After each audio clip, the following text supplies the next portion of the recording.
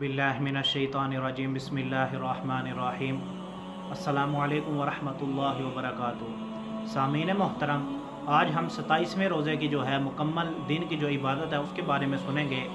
तो याद रखिए, फ़जर की नमाज के बाद आपने 17 मरतबा जो है रब्बी अन्नी मग़लूबुन फ़ंतसिर ये पढ़ना है 17 मरतबा। ज़ुहर की नमाज के बाद आपने 40 मरतबा जो है वो दुरूद शरीफ पढ़ना है। असर की नमाज के बाद आप सदका दें।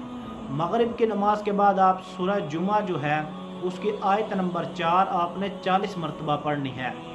बाद नमाज इशा जो है वो आपने सलातुत तस्बीह पढ़नी है और उसके बाद 5 तस्बीहात जो हैं वो अस्तगफिरुल्लाह की करनी है, यानी अस्तगफिरुल्लाहल्लज़ी ला इलाहा इल्ला हुवल हय्युल क़य्यूम व अतूबु इलैह। इसकी आपने जो है वो 5 तस्बीहात करनी है।